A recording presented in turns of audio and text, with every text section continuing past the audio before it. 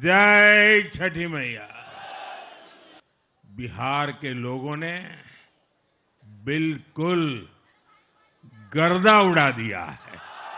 और आप जान लीजिए कि कुछ लोग, हम लोगों को तो अब लगता है कि अगली बार जो आप आइएगा ना, तो इस बार हम देखें कि कुछ इधर उधर कुछ जीत गया है, अगली बार सब हारेगा, हमको पूरा भरोसा है। 14 नवंबर 2025 दोपहर के 12 बजते बजते बिहार की राजनीति में ऐसा भूचाल आया जैसा पिछले कई चुनावों में नहीं देखा गया था। एनडीए जो पिछले कई महीनों से 120 से 130 सीटों के आसपास मानकर चल रही थी, अचानक परिणामों में छलांग लगाकर 202 सीटों पर पहुंच गई। हाँ, 243 में से 202, यानी विपक्ष पूरी तरह से साफ। दूसरी तरफ महागठबंधन सिर्फ 34 सीटें और इतिहास के सबसे खराब प्रदर्शनों में से एक, साथ ही 7 सीटें अन्य के खाते में भी गई। ये चुनाव सिर्फ हार जीत की कहानी नहीं है, ये कहानी है राजनीतिक रणनीति की, गठबंधन की टूट फूट की, युवा मतदाता की नाराजगी की और सबसे बढ़कर 2025 के चेंज वर्सेस एक्सपीरियंस की।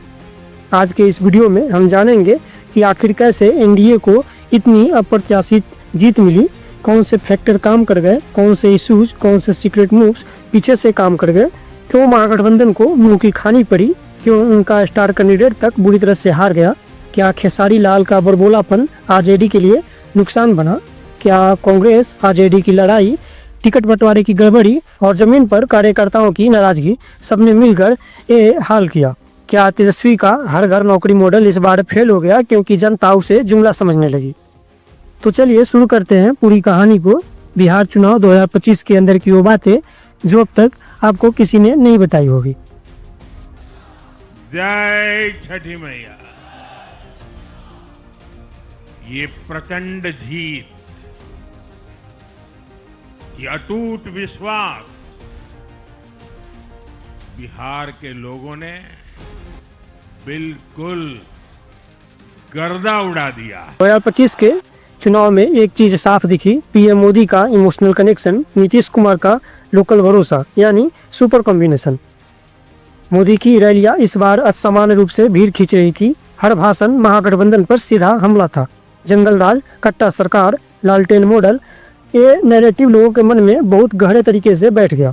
नीतीश का मजाक भले ही मीडिया उड़ाती हो, लेकिन गांव देहात के बूथों पर उनका काम देखा है वाला परसेप्शन बहुत मजबूत था। हर बार की तरह इस बार भी महिला वोट निर्णायक साबित हुआ। बिहार में महिलाओं का वोट परसेंटेज पुरुषों के मुकाबले 7 से 12% तक अधिक था। एनडीए ने जीविका योजना, एलपीजी सिलेंडर, सुरक्षा, शराबबंदी को लगातार हाईलाइट किया। छोटे गांवों में महिलाओं ने खुलकर कहा कि हमको दंगा और मारपीट नहीं चाहिए, बच्चे स्कूल चले जाए, पढ़ाई लिखाई करे, जीविका का साधन हो वही बहुत है। जहां महागठबंधन ने महिला वोट को डिस्काउंट किया, वहीं पर बीजेपी ने इसे पूरी तरह से कैश किया।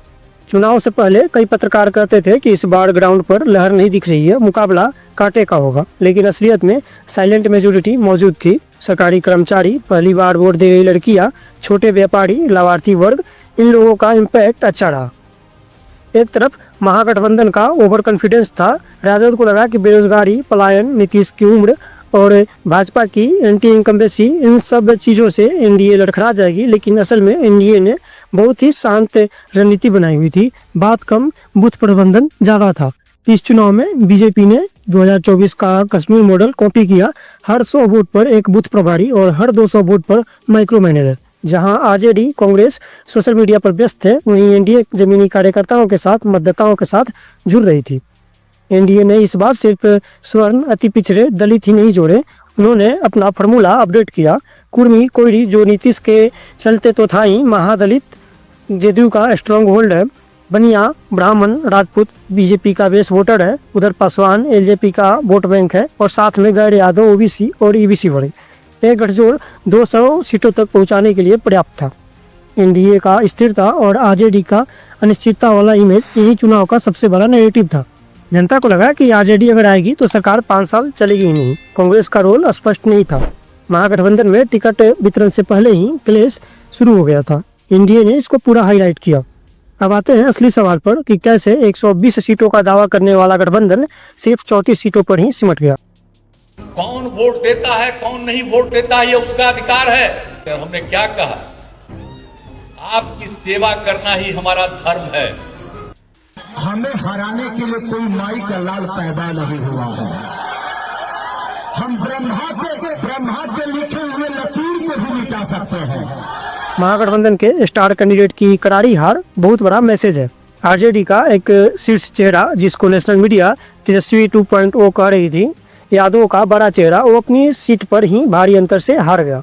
कारण था युवा वोटरों को ये उम्मीदवार घमंडी और ओवर हाइप्ड लगा। एनडीए ने उस सीट पर बूथ वाइज टारगेटिंग की। आरजेडी की ओर से ग्राउंड लेवल में एकजुटता नहीं थी और फिर कांग्रेस के क्रॉस वोटिंग की भी चर्चा चली। स्टार कैंडिडेट का गिरना मतलब पूरा नैरेटिव गिर जाना, जिसे एनडीए ने इसे तुरंत कैश में चेंज कर लिया। खेसारी लाल यादव का बड़बोलापन भी आरजेडी को काफ़ी भारी पड़ा। खेसारी लाल यादव के बयानों ने ग्रामीण महिलाओं, हिंदुओं और खासकर युवाओं में नाराजगी पैदा की। उन्होंने दो बड़े नुकसान किए। आरजेडी के पारंपरिक वोटर उनसे नाराज होने लगे। आरजेडी का सिंपैथी इमेज भी टूट गई।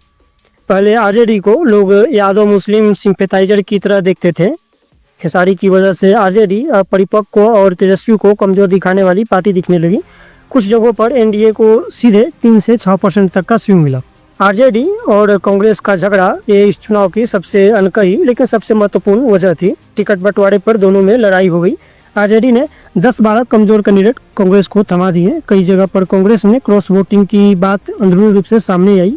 बिहार कांग्रेस के दिग्गज नेताओं को टिकट तक नहीं दिया गया। आरजेडी वाले कहते थे कि चुनाव तो हम ही लड़ रहे हैं, कांग्रेस सिर्फ फ्री में टिकट चाहती थी।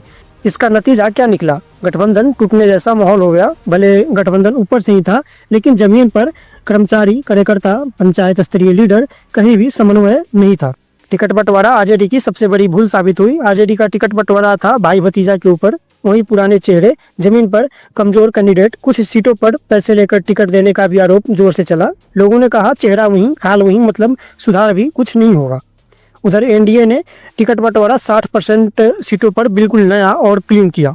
तेजस्वी का रोजगार मॉडल फेल हुआ। 2020 में 10 लाख नौकरी का वादा हिट था। इसको देखते हुए फिर से तेजस्वी ने 2025 में हर घर नौकरी का वादा कर दिया। तो लोग पूछने लगे नौकरी तो ठीक है, लेकिन ब्लूप्रिंट कहाँ है?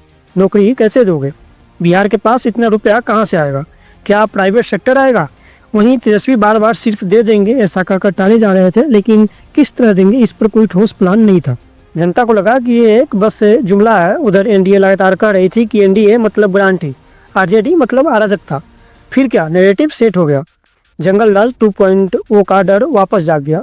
जो लोग 90s का बिहार देख चुके हैं उनको आरजेडी का नाम आते ही यह डर महसूस होता है कि गुंडागर्दी, रंगदारी, अपराध, अपहरण। एनडीए ने बहुत शांति से लेकिन स्ट्रेटेजिकली इस नैरेटिव को हर बूथ पर सर्कुलेट किया। महागठबंधन की रैलियों में भीड़ थी लेकिन वोट में तब्दील नहीं हो सका। आरजेडी की रैलियों में भीड़ बहुत दिख रही थी। तेजस्वी की रैलियां लगातार वायरल भी हो रही थी, लेकिन ये रैली भीड़ युवा पुरुषों तक सीमित था। रैली में भीड़ मतलब जीत, ये फॉर्मूला इस बार बुरी तरह फेल हुआ। सवाल आता है कि 2025 के चुनाव ने क्या संकेत दिए? तो जवाब है बिहार का वोट बैंक अब परमानेंट बदल गया है। पहले चुनाव होता था यादव वर्सेस गैर यादव, मुस्लिम वर्सेस हिंदू, आरजेडी वर्सेस जेडीयू। 2025 में ये टूट गया। अब नया समीकरण आया, लगातार लाभार्थी वर्ग मतलब एनडीए का अस्थायी वोट बैंक। आखिर ये जीत इतना अप्रत्याशित क्यों थी? तो अप्रत्याशित थी क्योंकि ग्राउंड पर आरजेडी का शोर ज़्यादा था। सोशल मीडिया पर महागठबंधन का नैरेटिव स्ट्रॉन्ग था। लग रहा था कि इस बार तेजस्वी पूरी तैयारी के साथ आए हुए हैं। मोदी नीतीश की जोड़ी थकी हुई लग रही थी।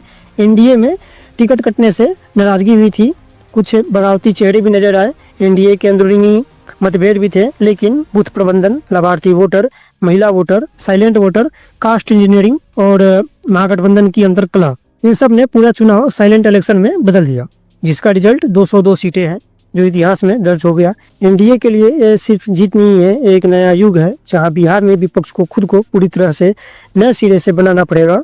अगर आपको वीडियो पसंद आया हो तो वीडियो को लाइक करें, शेयर करें, चैनल को सब्सक्राइब करना ना भूलें। मिलते हैं अगले वीडियो में, तब तक के लिए धन्यवाद।